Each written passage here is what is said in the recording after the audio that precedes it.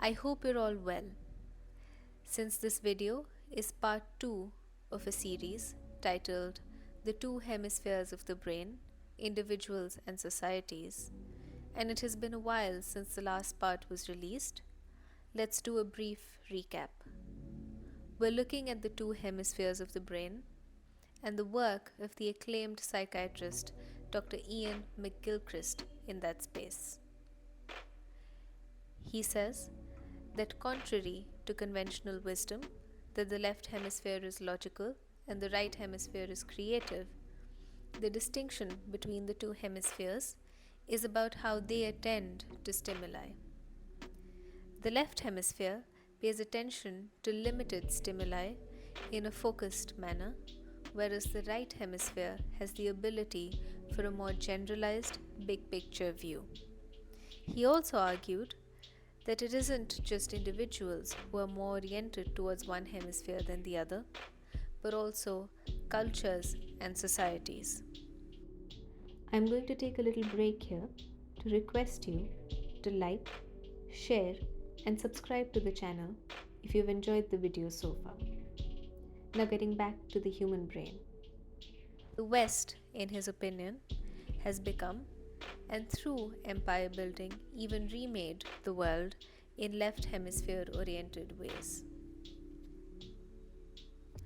I am going to push his argument further and say that many Eastern cultures retain right hemisphere oriented modes of functioning in contrast to the West. Let us examine this by understanding the craft of storytelling as practiced in different cultures, specifically by trying to understand how time was structured in stories from different parts of the world. Let us look at dramatic storytelling. The fulcrum of Western theatre were the three dramatic unities of time, place, and action. This is clearly mentioned in the Poetics by Aristotle. Time in most Western theatre was structured in a linear manner. However, this changed with the advent of modernism and postmodernism starting from the late 19th century, when non-linear storytelling styles became more prevalent.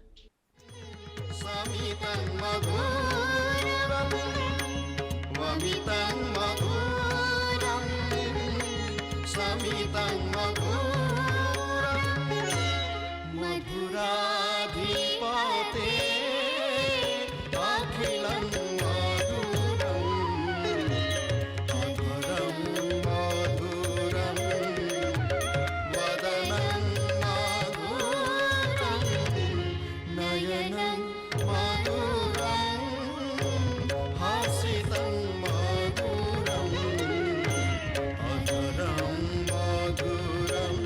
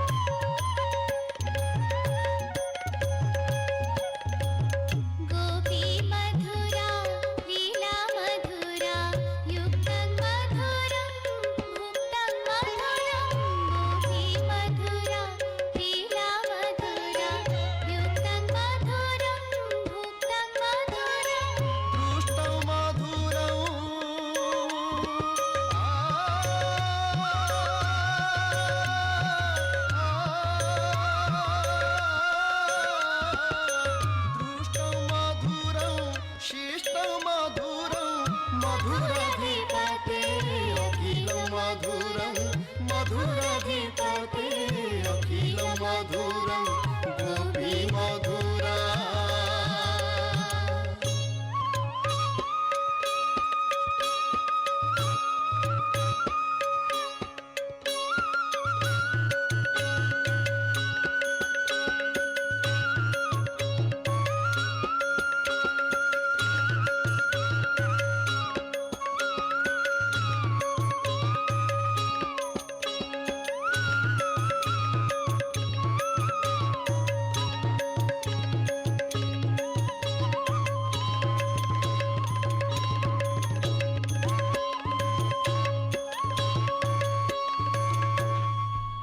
Much of how stories are structured is related to how cultures perceive the self. In the West, the self was perceived as a unified entity, and this was reflected in the linear time structure of Western stories and dramas. It was only in the late 19th and 20th centuries, when the self began to be perceived as a fragmented entity, that storytelling in the West became more episodic. Indian theatre, on the other hand, has always been episodic because we have always perceived the self as an entity that contains multitudes. This is perhaps why, in Indian theatre, the three dramatic unities have not been an important organizing principle. Episodic storytelling can only happen when the storyteller has a big picture view of the entire narrative rather than focusing on one part at a time. When the story structure is linear, one can focus on specific parts because it will come together in the end. A classic example of right hemisphere oriented storytelling versus left hemisphere oriented storytelling. This tendency, that is visible in different modes of storytelling, coincides with different modes of living.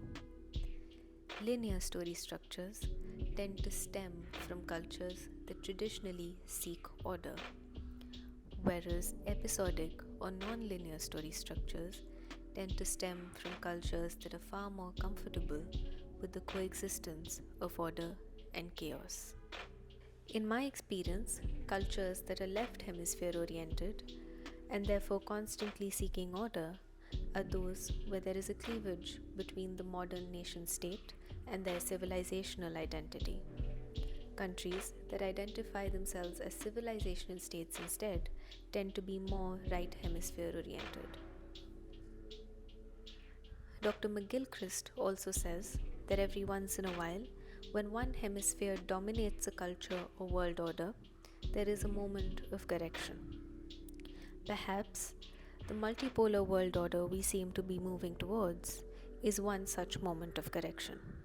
One hopes that when both right hemisphere and left hemisphere oriented cultures find a seat at the proverbial table, there will be a more balanced world order where diverse voices are heard and there is more space for heterodoxy of all kinds.